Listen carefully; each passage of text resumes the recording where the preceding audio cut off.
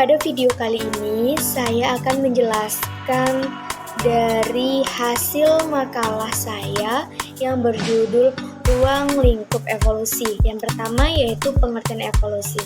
Berdasarkan dari pengertian-pengertian, maka dapat diambil kesimpulan bahwa evolusi merupakan segala bentuk perubahan baik secara genotip maupun fenotip pada makhluk hidup secara bertahap dalam jangka waktu tertentu yang diwariskan pada keturunannya berikutnya dalam skala populasi.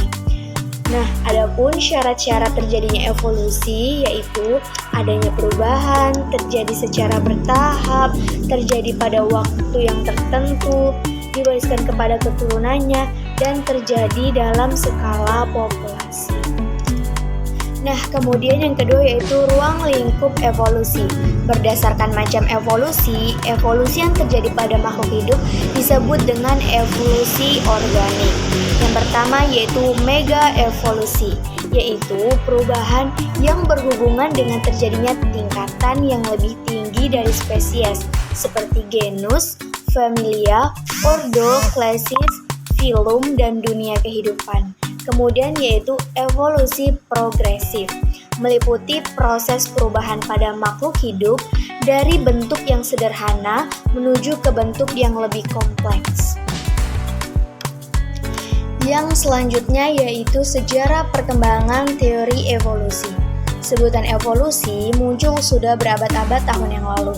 Banyak para ilmuwan yang memiliki gagasan tentang teori evolusi, baik teori evolusi sebelum Darwin dan sesudah Darwin.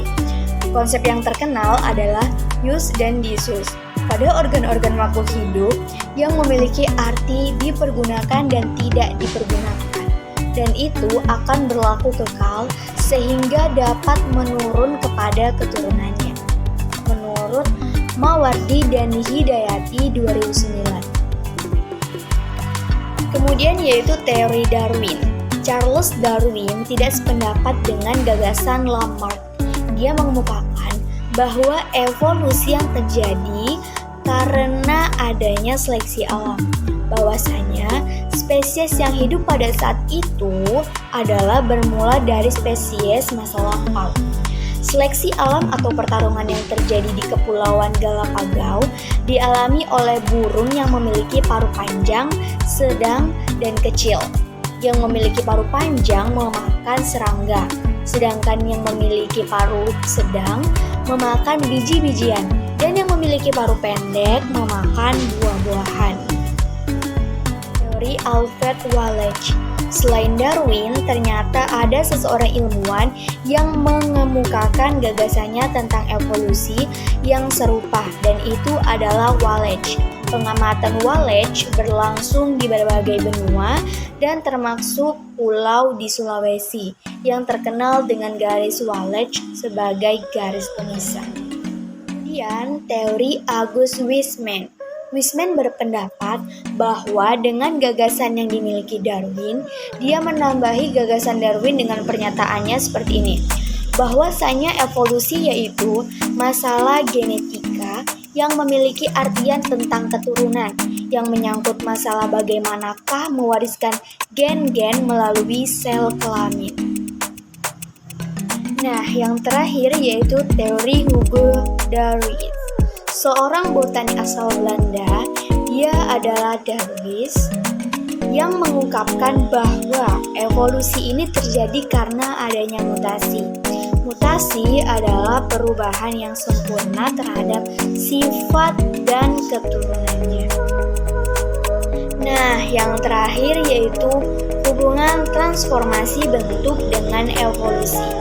Transformasi bentuk bukan merupakan bagian dari evolusi, karena pada transformasi bentuk tidak mengakibatkan terjadinya perubahan genetik dari generasi ke generasi yang berikutnya, dan itu merupakan salah satu syarat terjadinya evolusi. Nah, kemudian ada pengelompokan manusia berdasarkan teori evolusi.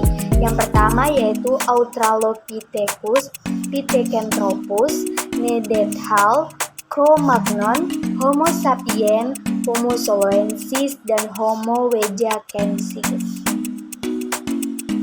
selanjutnya yaitu transformasi bentuk. Transformasi bentuk merupakan perubahan bentuk yang terjadi pada makhluk hidup sebagai fase perkembangan dari makhluk hidup itu sendiri. Beberapa contohnya yaitu metamorfosis, yaitu suatu proses perkembangan biologi pada hewan yang melibatkan perubahan penampilan dan struktur setelah kelahiran atau penetasan.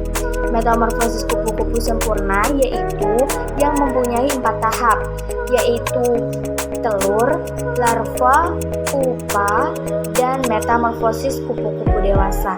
Sedangkan metamorfosis kupu-kupu tidak sempurna yaitu metamorfosis yang hanya mempunyai 3 tahapan pertumbuhan, yaitu telur, nimfa, dan dewasa. Kemudian yaitu pergiliran keturunan atau generasi. Tumbuhan lumut memiliki pergiliran keturunan dalam siklus hidupnya berupa fase gametofit dan saprofit. Yang terakhir yaitu pergantian kelamin. Belut bersifat hermaprodit, yaitu ikan akan mengalami perubahan jenis kelamin menjadi jantan pada usia tua, di mana faktor yang mempengaruhi perubahan ini tidak hanya usia, melainkan panjang tubuh dan juga masa tubuh belut. Menurut EPI 2004.